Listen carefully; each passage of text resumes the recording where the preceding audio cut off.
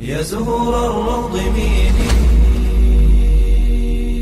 أسمعي ليلي نشيدي.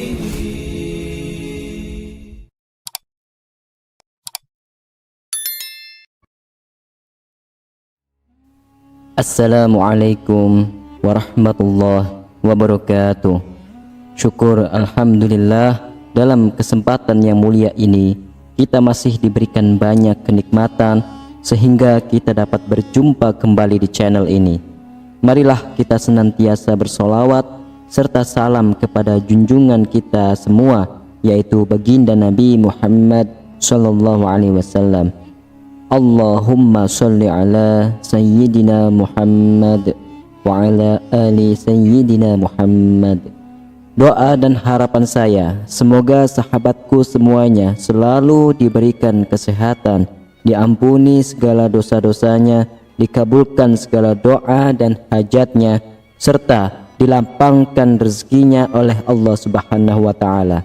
Amin amin ya rabbal alamin. Sahabatku yang dirahmati oleh Allah Subhanahu wa taala, mengerjakan sholat 5 waktu adalah kewajiban yang tidak boleh ditinggalkan oleh umat muslim. Sholat juga merupakan tiang agama dan menjadi amal yang pertama kali akan dihisab di hari kiamat kelak. Dari Abu Hurairah radhiyallahu anhu berkata, Rasulullah sallallahu alaihi wasallam bersabda, sesungguhnya amal yang pertama kali dihisab pada seorang hamba pada hari kiamat adalah sholatnya. Maka jika sholatnya baik, sungguh ia telah beruntung dan berhasil. Dan jika sholatnya rusak, sungguh ia telah gagal dan rugi.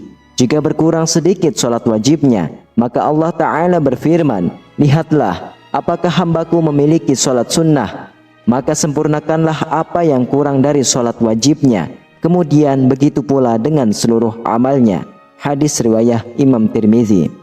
Ibadah sholat yang kita kerjakan haruslah sesuai dengan ajaran yang dicontohkan oleh Nabi Muhammad sallallahu alaihi wasallam, dari mulai bacaan hingga gerakannya. Karena sholat yang tidak sesuai dengan apa yang dicontohkan oleh Nabi kita, maka akan ditolak dan tidak diterima oleh Allah Subhanahu wa taala. Selain itu, ada beberapa golongan orang yang tidak diterima sholatnya, meskipun ia rajin sholat, tapi malah akan dimasukkan ke dalam neraka. Siapakah saja golongan atau orang tersebut? Berikut ini ada 5 golongan orang atau manusia yang ditolak sholatnya oleh Allah Subhanahu wa taala. Meskipun rajin sholat, akan masuk ke dalam neraka sesuai dengan apa yang disabdakan Nabi Muhammad sallallahu alaihi wasallam. Golongan yang pertama adalah orang yang sholat tapi percaya dengan dukun. Golongan pertama yang rajin sholat tapi akan masuk neraka adalah mereka yang mempercayai dukun. Dukun adalah orang yang mengaku bahwa dirinya mengetahui perkara-perkara yang gaib atau yang tersembunyi. Rasulullah sallallahu alaihi wasallam bersabda, orang yang percaya kepada dukun, maka sholatnya tidak diterima selama 40 hari. Hadis riwayat Imam Muslim. Percaya kepada dukun termasuk ke dalam kategori dosa yang besar, karena musyrik dan menyekutukan Allah Subhanahu wa taala. Lalu yang kedua adalah sholat tapi sering berdusta. Berdusta merupakan salah satu dosa besar yang diancam akan disiksa dengan pedih di akhirat kelak. Di zaman semacam ini, kebohongan tampaknya sudah menjadi suatu kebiasaan di kalangan masyarakat. Padahal sekecil apapun suatu kebohongan akan tetap dianggap sebagai dosa yang besar. Meskipun ada seseorang yang rajin sholat dan beribadah, namun jika lisannya suka berbohong, maka sholat dan ibadahnya akan sia-sia semata. Karena kebohongannya itu akan menghapus amal-amalnya, dan jika ia mati dalam keadaan tidak bertaubat kepada Allah, maka ia akan masuk ke dalam neraka. Allah Subhanahu wa taala berfirman yang artinya, sesungguhnya yang mengada-ngadakan kebohongan hanyalah orang-orang yang tidak beriman kepada ayat-ayat Allah, dan mereka itulah orang-orang pendusta. Quran Surah An-Nahl ayat 105. Lalu yang ketiga adalah sholat tapi berminum minuman keras atau khamr. Hal ini tidak jarang kita jumpai di kalangan masyarakat. Bahkan tidak sedikit sekali orang yang memperkuat sholat namun suka minum minuman keras. Inilah akibatnya jika menganggap sholat sebagai suatu rutinitas semata, sehingga dalam melaksanakan sholatnya tidak dibarengi dengan hati yang ikhlas karena Allah Subhanahu wa taala. Minum-minuman keras merupakan segala jenis minuman yang memabukkan, dan minuman semacam ini sangat dilarang oleh agama Islam. Tidak sedikit orang yang sholat belum tentu dapat terhindar dari minuman keras atau khamar. Rasulullah Shallallahu Alaihi Wasallam sendiri berkata bahwa suatu minuman keras itu merupakan induk dari segala macam kejahatan. Bahkan Rasulullah Shallallahu Alaihi Wasallam juga melarang setiap muslim untuk mendekati khamar, apalagi meminumnya, baik sedikit ataupun banyak. Khamar merupakan barang haram yang tidak boleh diminum oleh orang yang beragama Islam. Rasulullah Shallallahu Alaihi Wasallam juga melaknat orang-orang yang berhubungan dengan minuman khamar. Untuk itu, sebagai umat Islam, wajib hukumnya untuk menghindari khamar dan menjauhi dan segera mungkin bertaubat jika pernah meminumnya. Rasulullah Shallallahu Alaihi Wasallam bersabda, barang siapa meminum khamar, tentu Allah memberi minum kepadanya dari air panas neraka jahanam. Hadis riwayah Al-Bazar.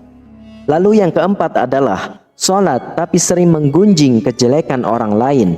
Allah Subhanahu wa Ta'ala berfirman di dalam ayat suci Al-Quran, artinya, apakah yang memasukkan Anda ke dalam syaqar atau neraka? Mereka menjawab, kami dahulu tidak termasuk orang-orang yang mengerjakan sholat, dan kami tidak pula memberi makan orang miskin, dan kami membicarakan yang batil bersama orang-orang yang membicarakannya, dan kami mendustakan hari pembalasan hingga datang kepada kami kematian. Maka tidak ada lagi bagi mereka sepakat dari orang-orang yang membagikan syafaat Quran.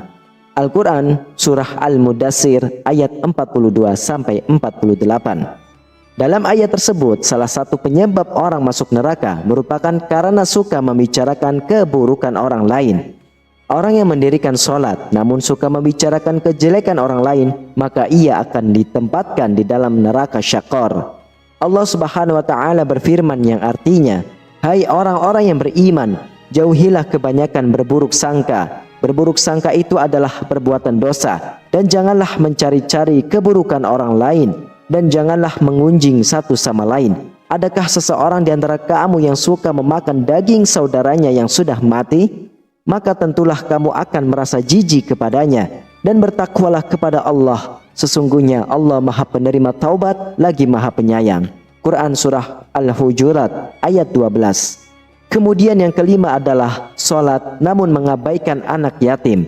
Orang-orang yang sholat namun mengabaikan anak yatim merupakan termasuk dalam golongan orang-orang yang mendustakan agama.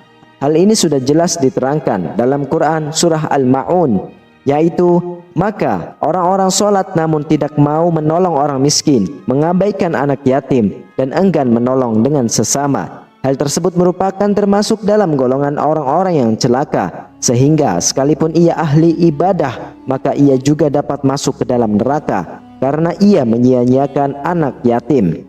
Sahabatku yang dirahmati oleh Allah, sesungguhnya Allah Subhanahu wa Ta'ala Maha Penerima Taubat. Sebesar apapun dosa kita, jika kita bertaubat dengan sungguh-sungguh, maka insya Allah amal ibadah sholat kita akan diterima oleh Allah Subhanahu wa Ta'ala.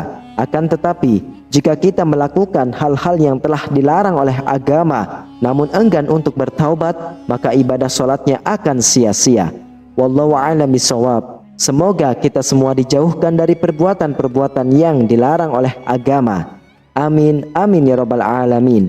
Demikianlah, hanya ini yang bisa saya bagikan dan sampaikan. Semoga bermanfaat untuk kita semua. Wassalamualaikum warahmatullahi wabarakatuh.